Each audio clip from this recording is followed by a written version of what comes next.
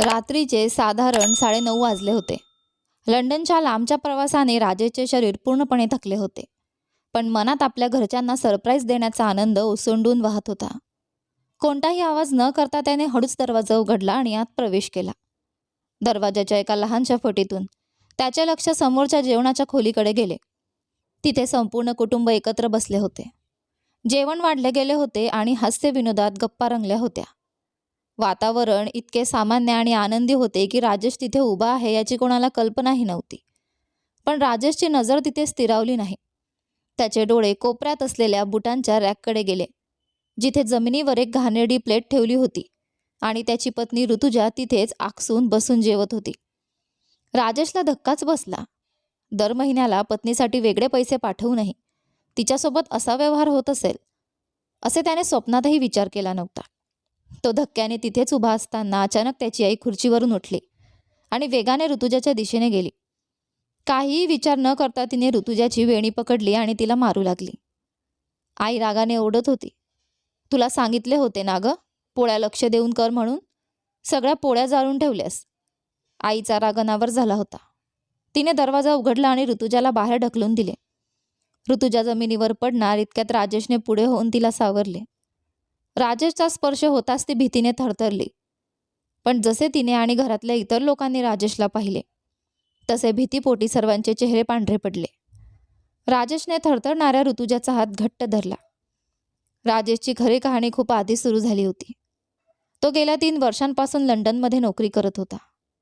त्याच्या आणि ऋतुजाच्या लग्नाला जेमतेम 1.5 महिना झाला होता.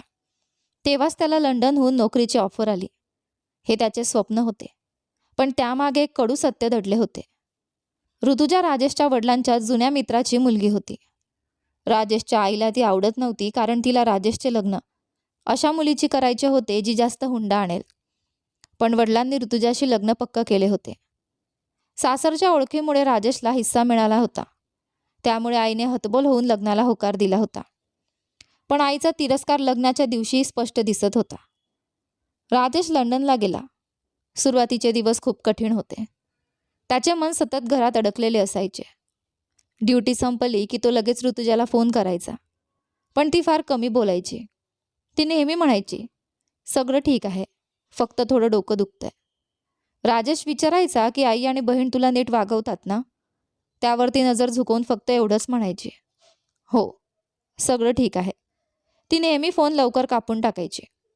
कधीकधी राजेशला राग यायचा की मी इतका लांब आहे, तुझ्याशी बोलण्यासाठी आसुसलो आहे आणि तुला बोलायची इच्छाच नाही आहे.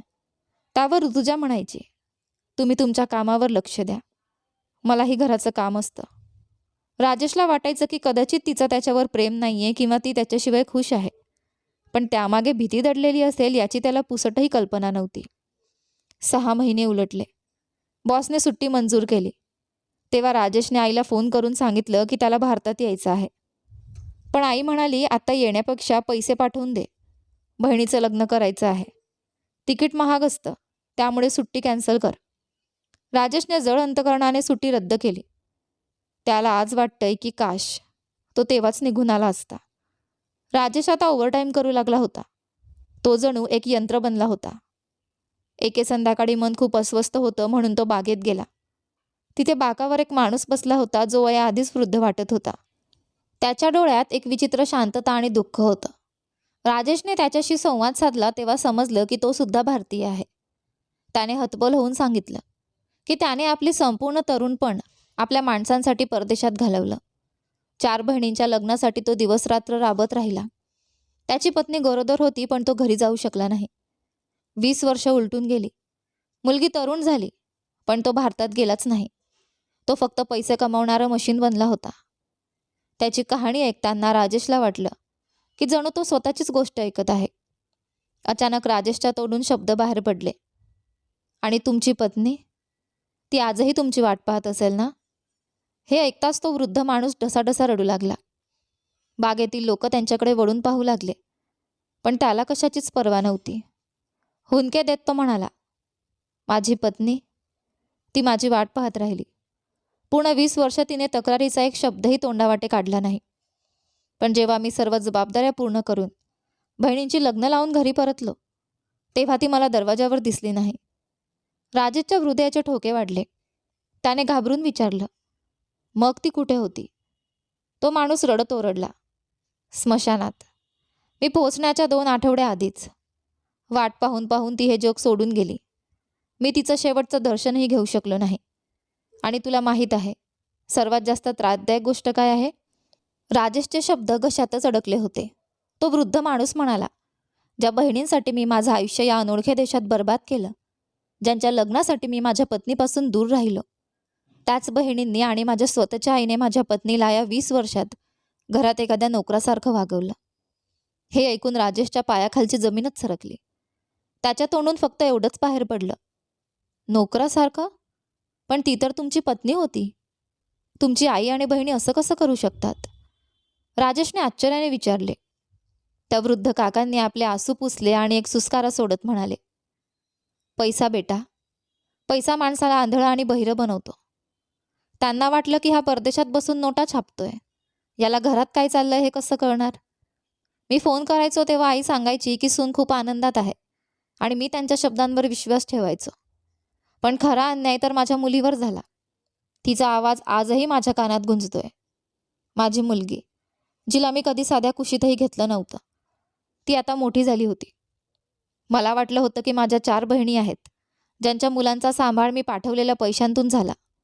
जी मुलं चांगल्या शाळेत शिकली, चांगले कपडे घातले, ती एखादी बहीण तरी माझ्या मुलीसाठी चांगलं स्थळ नक्कीच शोधेल.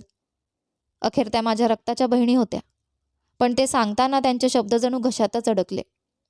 ते पुढे म्हणाले, जेव्हा मी परतलो आणि माझी पत्नी या जगात नव्हती, तेव्हा मी मुलीच्या लग्नाचा विषय काढला. पण माझ्या बहिणींनी साथ देण्याऐवजी तोंड फिरवलं. त्या म्हणाल्या, दादा, तुमची मुलगी तर आयुष्यभर घरची कामं करत राहिली. तिचं रूपही काही खास नाही. ना तिला दुनियादारी कळते, ना फॅशनचं काही ज्ञान आहे. आमच्या ओळखीच्या लोकांमध्ये आम्ही तिचं लग्न नाही करू शकत. यात आमचीच बेइज्जती होईल. या त्याच बहिणी होत्या ज्या वर्षानुवर्षे माझ्या पैशांवर जगल्या आणि आज माझ्याच मुलीला नावं ठेवत होत्या. हे ऐकून राजेशच्या अंगावर काटा आला. ती कहाणी एखाद्या भयावह स्वप्नापेक्षा कमी नव्हती. ते काका रडत सांगत होते, बेटा, माझ्या मुलीची अवस्था सुद्धा एखाद्या नोकरासारखीच होती. बहिणींची मुलं जे कपडे वापरायची, तेच जुने कपडे माझ्या मुलीला घालायला दिले जायचे. ती कमकुवत आणि हतबल मुलगी आपल्या आईचं दुःख आणि बापाची असहाय्यता सहन करू शकले नाही. मी पत्नीच्या दुःखातून सावरलो सुद्धा नव्हतो की 6 महिन्यात माझी मुलगी सुद्धा तडफडून मेली. डॉक्टरांनी सांगितलं की तिला टीबी झाला होता. शरीरात अन्नाची आणि पोषणाची प्रचंड कमतरता होती. पण मला माहीत आहे, तिला आपल्या माणसांच्या वागणुकीने मारलं. त्यांनी राजेशचा हात घट्ट पकडला, जसा एखादा बुडणारा माणूस काठीचा आधार घेतो. ते म्हणाले, परदेशातील हे जीवन म्हणजे विष आहे बेटा. हे माणसाला आतून पोखरून टाकतं. आपण इतरांच्या इच्छा पूर्ण करता करता स्वतः मृत्यूच्या दारात पोहोचतो आणि आपल्या पत्नी आपली वाट पाहता पाहता या जगातून निघून जातात. आता माझ्याकडे पश्चातापाशिवाय काहीच उरलं नाही आहे. ना पत्नी, ना मुलगी आणि ना त्या बहिणी ज्यांच्यासाठी मी माझं पूर्ण आयुष्य कुर्बान केलं. आता मी पुन्हा इथेच परत आलोय, कारण तिथे आता माझं कोणीच उरलं नाही आहे. त्या वृद्धाची कहाणी ऐकून राजेश आतून पूर्णपणे हादरून गेला. जेव्हा तो आपल्या खोलीवर परतला तेव्हा त्याचं डोकं सुन्न झालं होतं. त्यांचे शब्द राजेशच्या कानात गुंजत होते. त्याला वारंवार ऋतुजाची ती उदासी आणि तिचं फोनवरचं कमी बोलणं आठवू लागलं. तिच्यासोबतही असंच काही घडत तर नाहीये ना? या विचाराने त्याला रात्रभर झोप लागली नाही. राजेशने ठरवलं की आता तो अधिक काळ स्वतःला फसवणार नाही. बहिणीचं लग्न झालं होतं, आता त्याने घरी परतलं पाहिजे. त्याने निर्णय घेतला की एकतर तो राजीनामा देईल किंवा मोठी सुट्टी घेऊन भारतात जाईल आणि ऋतुजाला आपल्यासोबत लंडनला घेऊन येईल किंवा तिथेच एखादं छोटं मोठं काम सुरू करेल. दुसऱ्या दिवशी सकाळी राजेशने आईला फोन केला आणि ठामपणे सांगितलं, मी पुढच्या महिन्यात परत येतोय. बहिणीचं लग्न झालंय. आता मला माझ्या आयुष्याचाही विचार करायला हवा. पलीकडून काही क्षण शांतता पसरली. मग आईचा भाऊक आवाज आला, हो बेटा, नक्की आहे. तुझंच घर आहे.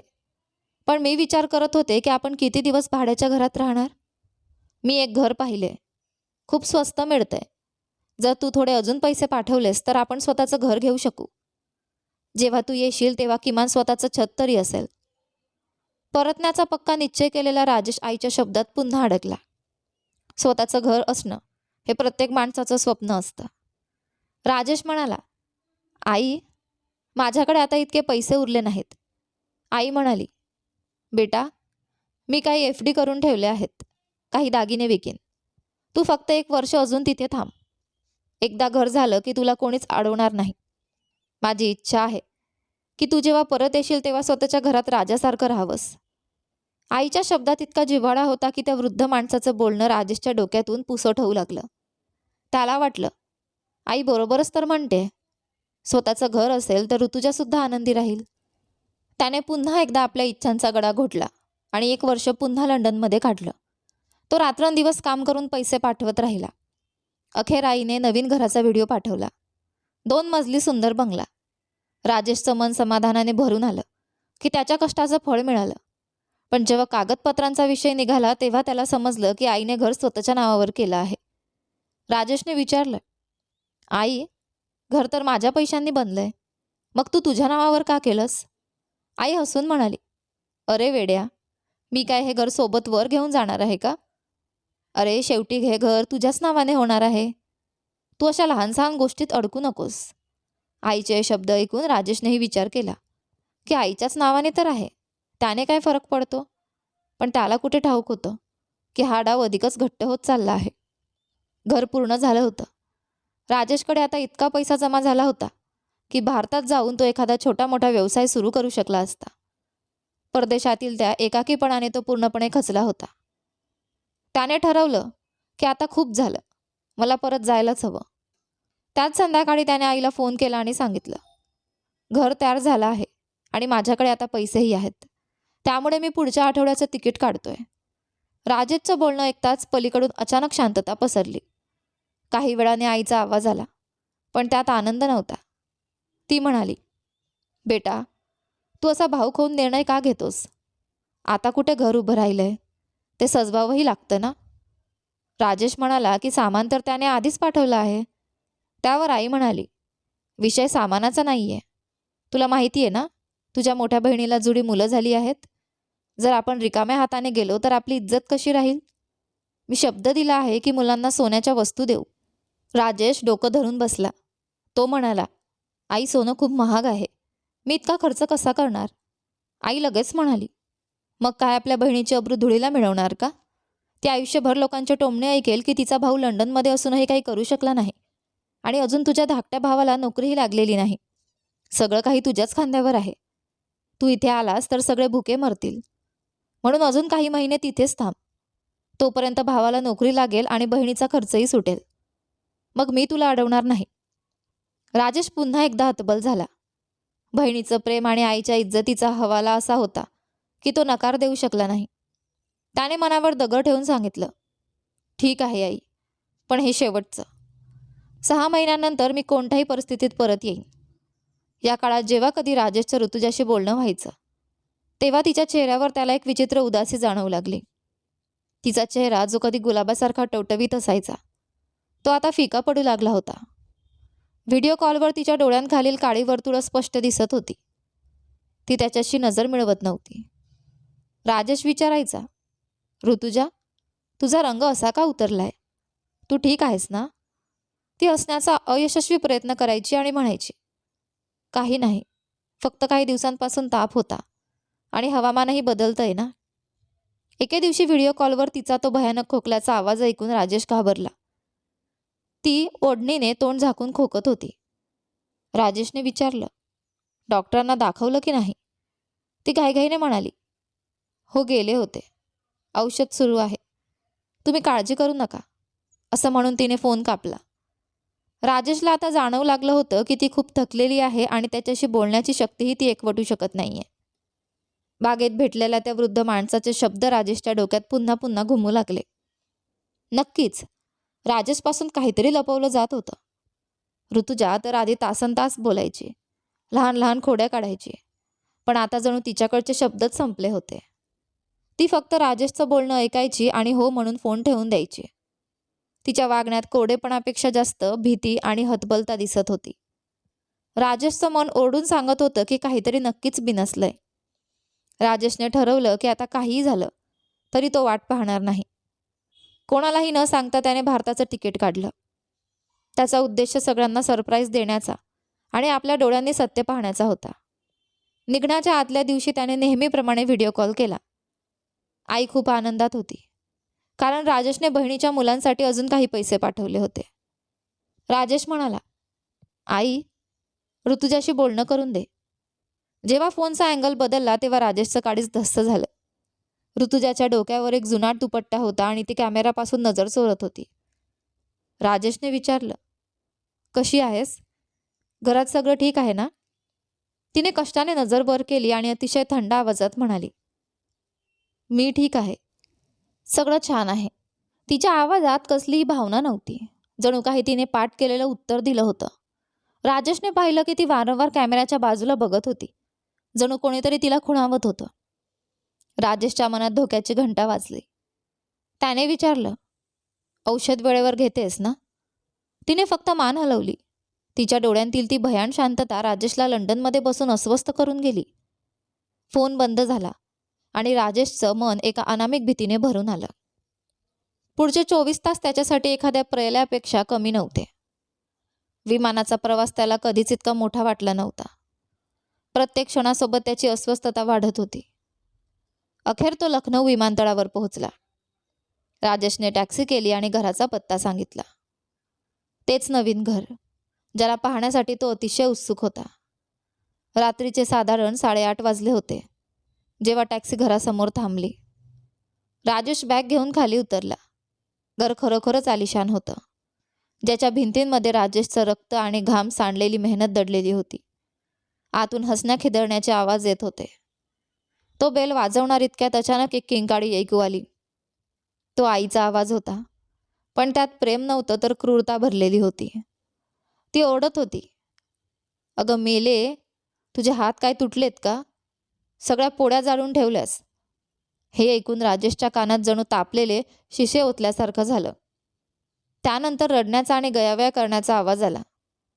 ती ऋतुजा होती. ती म्हणत होती, आईसाहेब माफ करा, चूक झाली माझ्याकडून. पण आईचा राग अधिकच अनावर झाला. ती म्हणाली, काय ग, तुझा बाप इथे खर्च पाठवतोय का? राजेश हादरून गेला. ऋतुजा फोनवर गप्प का असायची हे त्याला आता उमजलं होतं. थरथरत्या हातांनी त्याने गेट ढकललं. ते उघडच होतं. तो हळूहळू आत गेला. दिवाणखाण्यातील दृश्य पाहून राजेशच्या पायाखालची जमीनच सरकली. जेवणाच्या मेजावर नानाविध पक्वानं सजलेली होती. त्याचा भाऊ आणि बहीण हसत खेळत जेवत होते आणि कोपऱ्यात, जिथे बुटांचा रॅक होता, तिथे जमिनीवर एका तुटक्या ताटासमोर ऋतुजा आकसून बसली होती. ती जेवणाचा घास उचलणार इतक्यात आई खुर्चीवरून उठली आणि विजेच्या वेगाने तिच्यावर धावून गेली. आईने ऋतुजाची वेणी धरून तिला गदागदा हलवायला सुरुवात केली. ऋतुजाच्या हातातला घास खाली पडला आणि ती भीतीने थरथरू लागली.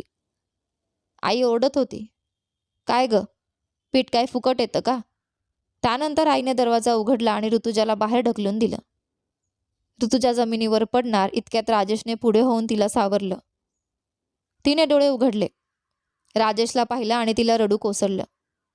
घरातील सर्वजण राजेशला बघून एखाद्या दगडासारखे स्तब्ध झाले. आईचा उगारलेला हात हवेतच थांबला. धाकट्या बहिणीच्या हातातून ताट खाली पडलं.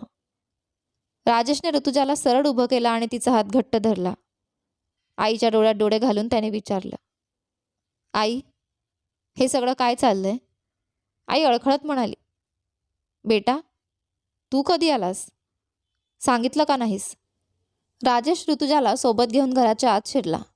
त्याचा भाऊ आणि बहिणी आता आपल्या खुर्च्यांवरून उठून उभे राहिले होते. जेवणाच्या मेजावर सजलेले ते पक्वान्न आता राजेशला विषयासारखे वाटत होते. त्याने आपल्या आईकडे पाहिले आणि रागाने म्हणाला, बरं झालं आई, मी आधी सांगितलं नाही. नाहीतर मला कसं कळालं असतं की माझ्या मागे माझ्या पत्नीला तुम्ही जनावरांसारखी वागणूक देताय? ती तिथे बुटांच्या जवळ बसून जेवते आणि तुम्ही सगळे खुर्च्यांवर बसून सण साजरा करताय. त्याची आई लगेच सावरली आणि स्वतःची चूक मानण्याऐवजी पुन्हा ऋतुजावरच ओरडू लागली. ती म्हणाली, तुला काय माहिती हिची लक्षणं? हिला वाटतं तू काय झाडाला पैसे लागतात म्हणून तोडून आणतोस. हिने सगळ्या पोळ्या जाळून टाकल्या होत्या. मी तर हिला फक्त शिस्त लावत होते की एकेका कणाची किंमत काय असते. राजेशने मेजावरील अन्नाकडे इशारा केला आणि विचारले, एक पोळी जळाली तर काय झालं? इथे जे एवढं सगळं वाढलंय ते कोणाच्या पैशांचं आहे? यात माझ्या पत्नीचा काहीच हक्क नाही का? त्याचा भाऊ पुढे आला आणि राजेशला मिठी मारण्याचा प्रयत्न करू लागला. पण राजेशने हाताच्या इशाऱ्याने त्याला थांबवले. त्याला त्या सर्वांच्या चेहऱ्यावर प्रेम नाही तर भीती दिसत होती. भीती की आता त्यांचं पितळ उघडं पडलं होतं. ऋतुजा राजेशच्या बाजूला उभी राहून थरथरत होती. तिने हळूच राजेशचा हात दाबला, जणू ती त्याला शांत राहण्याची विनंती करत होती. राजेशने आईला पुन्हा विचारले, आई, माझ्या पत्नीची लायकी तुझ्या नजरेत इतकीच आहे का की तिने बुटांच्या जवळ बसून जेवावं? आई कोरडेपणाने म्हणाली, तिची तेवढीच लायकी आहे. कामचोर आहे ती. दिवसभर तोंड पाडून फिरत असते. तू आत्ता आलायस. तुला नाही माहिती हिने माझं जगणं कसं कठीण करून ठेवलंय. आईच्या बोलण्यावरून स्पष्ट होतं की विषय फक्त एका जळलेल्या पोळीचा नव्हता, तर वर्षानुवर्षांच्या तिरस्काराचा होता. राजेश संतापून जेवणाच्या मेजाजवळ गेला आणि त्याने जोरात हात मारला. काचेचा ग्लास खाली पडून फुटला आणि संपूर्ण खोलीत भयान शांतता पसरली. तो ओरडून म्हणाला, आई, मला हिशोब हवाय. मी गेली 4 वर्ष दर महिन्याला घराच्या खर्चाशिवाय वेगळे पैसे फक्त ऋतुजासाठी पाठवत होतो. तू कधी ते पैसे तिला दिलेस का? सांग मला. खोलीत पुन्हा शांतता पसरली. बहिणी एकमेकींकडे बघू लागल्या. भावाने मान खाली घातली. राजेशने पुन्हा मोठ्या आवाजात विचारले, माझ्या पत्नीला तिच्या हक्काचे पैसे मिळाले की नाही? आईने आता रडण्याचे नाटक सुरू केले आणि म्हणाली, तू माझ्याकडे हिशोब मागतोयस? मी तुला लहानाचा मोठा केला आणि आज तू एका परक्या मुलीसाठी माझ्यावर आरोप करतोयस? राजेश म्हणाला, विषय आरोपांचा नाही तर अमानतीचा आहे. मी पैसे यासाठी पाठवले होते की माझ्या पत्नीला कोणासमोर हात पसरायला लागू नयेत. पण तिची अवस्था बघून असं वाटतंय की तिने कित्येक महिन्यापासून नवीन कपडेही घेतलेले नाहीत. तिची चप्पलसुद्धा तुटलेली आहे आणि तुम्ही लोक मात्र चैन करताय. आई चिडून ओरडली, घरचा खर्च, विजेचं बिल, पाहुण्यांचा पाहुणचार काही फुकट येतो का? महागाई पाहिली आहेस का? मी तिच्या वाटणीचे पैसेही घराच्या प्रगतीसाठी खर्च केले. हिला खायला अन्न आणि राहायला छत तर मिळतंय ना? आईचे हे शब्द ऐकून राजेशचा थरकाप उडाला. तो संतापून म्हणाला, मग काय ती तुमच्या घरची फुकटची नोकर होती का, जिचं काम फक्त सेवा करणं आणि बदल्यात शिव्या खाणं होतं? मी परदेशात आपली हाडं घासतोय आणि तुम्ही लोक माझ्या पत्नीवर छळ करताय. मध्येच भावाने राजेशला आईशी नीट बोलण्याचा सल्ला दिला. तेव्हा राजेशने त्यालाही झापलं. तुम्ही सगळे सारखेच गुन्हेगार आहात. सगळं उघड्या डोळ्यांनी बघत होता, पण कोणाचंच तोंड उघडलं नाही, कारण तुम्हाला भीती होती की सत्य बाहेर आलं तर तुमची ही चैन संपून जाईल. आई ओरडली, निघून जा माझ्या घरातून. जर बायकोचीच बाजू घ्यायची असेल तर चालता हो इथून. मला असा मुलगा नकोय. राजेश ठामपणे म्हणाला, मी चाललोच आहे. जिथे माझ्या पत्नीचा मान राखला जात नाही तिथे मी एक क्षणही थांबणार नाही. हे घर माझ्या पैशांनी बनलंय, पण आज माझ्यासाठी ते परकं झालंय. राजेश वळला आणि त्याने ऋतुजाचा हात धरला. ती रडत होती आणि भीतीने थरथरत होती. राजेश म्हणाला, चल ऋतुजा, तुझं सामान घे. आपण या क्षणी हे घर सोडतोय. ऋतुजा अविश्वासाने राजेशकडे बघत होती. तिला पटतच नव्हतं की तिचा पती तिच्यासाठी घरादाराचा त्याग करतोय. पाठीमागून आईने शाप दिले, आर्जव केली, पण राजेशने मागे वळून पाहिलं नाही. जे घर एकेकाळी स्वप्न होतं ते आता पिंजरा बनलं होतं. ते जवळच्याच एका हॉटेलमध्ये थांबले. तिथे पोचल्यावरही ऋतुजा भीतीने कापत होती. ती वारंवार दरवाजाकडे बघत होती. राजेशने तिला पाणी दिलं आणि विश्वास दिला की आता ती सुरक्षित आहे. 2 दिवसांनी राजेशने एक छोटं भाड्याचं घर शोधलं आणि ते तिथे राहायला गेले. राजेशला वाटलं होतं की स्वातंत्र्य मिळाल्यावर ती आनंदी होईल, पण ती अधिकच शांत झाली. ती दिवसभर खिडकीपाशी बसून बाहेर बघत राहायची. एके संध्याकाळी राजेश तिच्या मागे उभा राहिला आणि त्याने प्रेमाने तिच्या खांद्यावर हात ठेवला. ती इतकी दचकली की मागे सरकली. राजेशला जाणीव झाली की ती आता त्यालाही घाबरतेय. त्याने तिचा हात पकडला तर तिने ओरडून हात झटकला. जेव्हा राजेशने तिच्या हाताची बाही वर केली तेव्हा त्याला तिच्या हातावर चटके दिल्याच्या खोल खुणा दिसल्या. काही जुन्या होत्या तर काही अगदी ताज्या. राजेशचं हृदय पिळवटून निघालं. ती घाबरून म्हणाली, पोळ्या करताना चटका लागला असेल, किरकोळ आहे ते. राजेशला माहीत होतं की ती खोटं बोलतेय.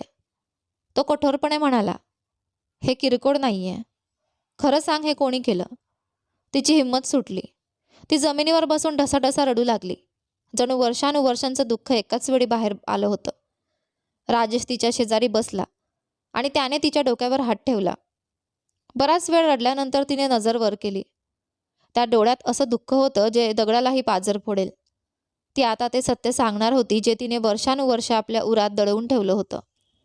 राजेशने तिला जमिनीवरून उचलून पलंगावर बसवलं. तिला पाणी दिलं आणि तिचा हात हातात घेऊन बसला. तो हळुवारपणे म्हणाला, आता तुला घाबरायची गरज नाही. मला खरं सांग, हे सगळं कोणी केलं? ऋतुजाने एक दीर्घ सुस्कारा सोडला आणि ओल्या डोळ्यांनी म्हणाली, हे सगळं तुमच्या आईने केलंय. हे चटके अपघाताचे लागलेले नाहीत, तर त्यांच्या तिरस्काराच्या खुणा आहेत. त्यांना माझं तुमच्याशी झालेलं लग्न मान्यच नव्हतं. त्यांची इच्छा दुसरीकडेच होती. पण तुम्ही लंडनला जाणार होतात आणि परिस्थितीच्या दबावामुळे त्यांना गप्प बसावं लागलं. त्याचीच शिक्षा त्या मला रोज देत राहिल्या. त्या म्हणायच्या की तू अपशकुनी आहेस आणि जबरदस्तीने माझ्या मुलाच्या गळ्यात पडली आहेस. राजेश सुन्न झाला. त्याने विचारलं, जर इतका छळ होत होता तर तू मला का सांगितलं नाहीस? आपण तर रोज बोलायचो ना. मी तुला वारंवार विचारायचो की सगळं ठीक आहे ना. तू एकदा तरी मला इशारा का केला नाहीस? राजेशने हळहळून विचारलं. ऋतुजा एका कडवट हास्यासह म्हणाली, मी कसं सांगणार होते? तुम्हाला काय वाटतं, व्हिडिओ कॉलवर मी स्वतःच्या मर्जीने बोलायची? जेव्हा जेव्हा तुमचा फोन यायचा तेव्हा आई समोर खुर्ची टाकून बसायची. ती आधीच धमकावून ठेवायची की जर चेहऱ्यावर जराही उदासी दिसली किंवा तक्रार करण्याचा प्रयत्न केला तर फोन ठेवताच माझी कातडी सोलली जाईल. त्या इशाऱ्याने मला घाबरवायच्या आणि मला विवश होऊन हसून म्हणावं लागायचं की सगळं ठीक आहे. तिने आपल्या हाताची बाही वर केली आणि एका जुन्या जखमेवर बोट ठेवत म्हणाली, हा डाग त्या दिवशीचा आहे जेव्हा तुम्ही पहिल्या पगारातून माझ्यासाठी सोन्याची कुडी पाठवली होती. आईने ती कुडी हिसकावून घेतली आणि स्वतःच्या मुलीला देऊन टाकली. जेव्हा मी रडू लागले तेव्हा त्यांनी चुलीतला गरम चिमटा उचलला आणि माझ्या हाताला चटका दिला. त्या म्हणायच्या, तुझी लायकी नाहीये सोनं घालायचे. मी वेदनेने ओरडायचे तेव्हा त्या टीव्हीचा आवाज वाढवायच्या जेणेकरून माझा आवाज घराबाहेर जाऊ नये. राजेश जणू पाषाण बनून तिचं बोलणं ऐकत होता. त्याचं काळीज फाटत होतं. ती पुढे म्हणाली, मारहाण तर एकीकडे होती, पण भूक ही सर्वात मोठी शिक्षा होती. तुम्ही लाखो रुपये पाठवायचे, पण मला दिवसातून फक्त एक सुकी भाकरी मिळायची. त्या म्हणायच्या की तू कामचोर आहेस आणि फुकटचं अन्न खातेस. ज्या दिवशी काही चुकून तुटलं किंवा भाजीत मीठ जास्त झालं त्या दिवशी ती एक भाकरीही मिळायची नाही. मी कित्येक दिवस भुकेली राहायचे आणि नळाचं पाणी पिऊन दिवस काढायचे. ते माझ्यासमोर बसून पनीर, खीर आणि चांगले चांगले पदार्थ खायचे आणि मी किचनच्या दरवाजापाशी उभी राहून त्यांच्या ताटात उरलेले तुकडे बघत राहायचे. ऋतुजाचा आवाज हुंदक्यात दाबत होता, पण तिचा प्रत्येक शब्द राजेशच्या काळजावर हातोड्यासारखा पडत होता. ती म्हणाली, आई नेहमी धमकी द्यायची की थोडीही चूक केलीस तर जेवण बंद करेन. कित्येक रात्री मी भुकेली तहानलेली खोलीत पडून असायचे आणि बाहेरून त्यांच्या हसण्याचे आवाज येत राहायचे. हे ऐकून राजेश पूर्णपणे खचला आणि तिच्या पायापाशी बसून लहान मुलासारखा रडू लागला. त्याने तिचे ते चटके लागलेले हात आपल्या डोळ्यांना लावले आणि स्वतःला गुन्हेगार मानत म्हणाला, मला माफ कर ऋतुजा. मला वाटलं मी सुख समाधान कमावतोय, पण मी तुला नरकात लोटलं. मी त्या लोकांवर विश्वास ठेवला ज्यांनी तुला छळलं. ऋतुजाने त्याच्या डोक्यावर हात ठेवला, पण राजेशचे आसू थांबत नव्हते. त्याला आठवलं की तो लंडनच्या कडाक्याच्या थंडीत कष्ट करत राहिला जेणेकरून त्याचं कुटुंब सुखात राहावं, पण त्याच्याच कमाईतून बनलेलं घर त्याच्या पत्नीसाठी कैदखाना बनलं होतं. त्याच रात्री राजेशने निर्णय घेतला की आता कोणतीही तडजोड करायची नाही. दुसऱ्याच दिवशी त्याने आपल्या घरच्यांची सर्व नातेसंबंध तोडून टाकले. ज्या घरात त्याच्या पत्नीचा सन्मान नव्हता त्या घराकडे त्याने पुन्हा वळूनही पाहिलं नाही. त्याने भारतातच एक छोटी नोकरी सुरू केली आणि ऋतुजावर उपचार करून तिला त्या दुःखातून बाहेर काढलं. काळानुसार तिच्या अंगावरचे जखम तर भरले, पण मनातील जखमा भरून निघायला वेळ लागला. हळूहळू ऋतुजा पुन्हा जगायला शिकली. राजेश आणि ऋतुजा एका छोट्याशा भाड्याच्या घरात राहू लागले, जिथे फक्त शांतता होती. राजेश तिला कोणत्याही गोष्टीसाठी सक्ती करत नसे. ती खिडकीपाशी बसून बाहेर पाहायची, तेव्हा तो फक्त तिचा हात धरून तिथेच बसून राहायचा. त्याने तिला सांगितलं, आता हे घर तुझं आहे. तुला कोणालाही घाबरण्याची गरज नाही. तेव्हा पहिल्यांदाच तिच्या डोळ्यात एक प्रकारचा सुकून दिसला. तिने रोपे लावली, पुस्तके वाचली, थेरपी घेतली आणि हळूहळू हसायला शिकली. 1 वर्षांनंतर त्यांच्या आयुष्यात आनंदाची बातमी आली. ऋतुजा आई होणार होती. जेव्हा त्यांना मुलगा झाला तेव्हा राजेशला जाणीव झाली की तो घर सोडण्याचा निर्णय त्याच्या आयुष्यातील सर्वात योग्य निर्णय होता. त्याने आपल्या मुलाचे नाव विहान ठेवले, ज्याचा अर्थ होतो एक नवी पहाट. या नव्या अध्यायासोबत त्यांनी मिळून एक छोटासा ऑनलाईन व्यवसाय सुरू केला. राजेश तांत्रिक बाजू सांभाळायचा आणि ऋतुजा घरी बसून हस्तकलेच्या वस्तू तयार करायची. या कामाने त्यांना फक्त आत्मनिर्भर बनवले नाही, तर महत्त्वाची गोष्ट म्हणजे ते प्रत्येक पावलावर एकमेकांच्या सोबत होते. आजही राजेशला बागेत भेटलेल्या त्या वृद्ध माणसाचे शब्द आठवतात की परदेश हे वाळवीसारखे असते. पण आता तो या शिकवणीकडे एका वेगळ्या दृष्टिकोनातून पाहतो. घराबाहेर राहणे चुकीचे नाही, तर चुकीचे हे आहे की माणसाने आपल्या खऱ्या जबाबदाऱ्या मागे सोडाव्यात. राजेशने आपल्या पत्नीला अशा लोकांच्या भरवशावर सोडले होते ज्यांनी नात्यापेक्षा पैशाला जास्त महत्त्व दिले. कमवणे हे त्याचे कर्तव्य होते, पण पत्नीचा सन्मान आणि सुरक्षा ही त्याची पहिली जबाबदारी असायला हवी होती. काळाने त्याला शिकवले की पैसा कधीच सुखाची हमी देऊ शकत नाही. जास्त कमाई सुद्धा हाव संपवू शकत नाही, उलट ती हाव अधिक वाढवते. खरे सुख प्रामाणिक नात्यांमध्ये आणि परस्पर आदरामध्ये असते. जे लोक तुमच्या अनुपस्थितीत तुमच्या जीवनसाथीची कदर करू शकत नाहीत, ते नातेवाईक नसून फक्त पैशाशी जोडलेले लोक असतात. अशा विषारी नात्यांपासून लांब राहणेच शहाणपणाचे आहे. राजेशला आता वाटतं की काश त्याने आधीच ऋतुजावर विश्वास ठेवला असता. तिच्या शांत राहण्याला त्याने तिची संमती समजलं आणि हीच त्याची सर्वात मोठी चूक होती. आज जेव्हा तो आपल्या मुलाला विहानला त्याच्या आईजवळ निर्धास्त खेळताना पाहतो, तेव्हा त्याला जाणीव होते की तो खरंच श्रीमंत आहे. त्यांच्याकडे भलेही एक साधं घर असेल, पण ते प्रेम आणि आदराच्या पायावर उभं आहे. जुन्या नात्यांशी संबंध तोडणं हा त्याच्या आयुष्यातील सर्वात अचूक निर्णय ठरला, कारण काही नाती आधार नसून बेड्या बनतात आणि त्या तोडणे हीच खरी आझादी असते. पत्नीचा सन्मान आणि सुरक्षा कोणत्याही कमाईपेक्षा कितीतरी पटीने मौल्यवान असते. जी नाती फक्त पैशाच्या जोरावर टिकली आहेत त्यांना सोडून दिलं पाहिजे, कारण पैसा पुन्हा कमावता येतो, पण गमावलेला विश्वास आणि निघून गेलेली वेळ कधीच परत येत नाही. या कथेचा सर्वात मोठा बोध हा आहे की नात्यांचे गुंफण पैशाने नाही, तर प्रेम आणि आदराने होते. माणूस आपल्या कुटुंबाच्या सुखासाठी घरापासून दूर जातो, कष्ट करतो, पण जर त्या कष्टाच्या बदल्यात त्याच्या जवळच्या व्यक्तीला म्हणजे जीवनसाथीला सन्मान मिळत नसेल, तर तो पैसा व्यर्थ आहे. जबाबदारी फक्त पैसा कमवणे नसते. आपल्या अनुपस्थितीत आपल्या जोडीदाराची सुरक्षा आणि सन्मान सुनिश्चित करणे ही आपली पहिली जबाबदारी आहे. मौन नेहमी संमती नसते. कधीकधी माणसाची शांतता ही सुखाची नसून त्याच्यावर होणाऱ्या अन्यायाची आणि भीतीची असू शकते. त्यामुळे नात्यात संवाद आणि डोळसपणा असणे खूप महत्त्वाचे आहे. विषारी नाती तोडणे हीच खरी प्रगती. जी नाती केवळ स्वार्थावर आधारलेली असतात आणि जी नाती माणसाला आतून संपवतात, अशा नात्यांतून बाहेर पडणे हा चुकीचा निर्णय नसून ती स्वतःच्या आणि आपल्या प्रियजनांच्या अस्तित्वाची लढाई असते. खरे सुख आलिशान बंगल्यात नाही, तर जिथे प्रेम, सन्मान आणि सुरक्षितता आहे अशा छोट्याशा घरातही स्वर्ग असतो. राजेश आणि ऋतुजाच्या या प्रवासाने तुम्हाला प्रभावित केले का? अशाच प्रकारच्या इतर कथा वाचायला आपल्या चॅनलला सबस्क्राईब करा. कथा कशी वाटली कमेंट करून नक्की सांगा. धन्यवाद.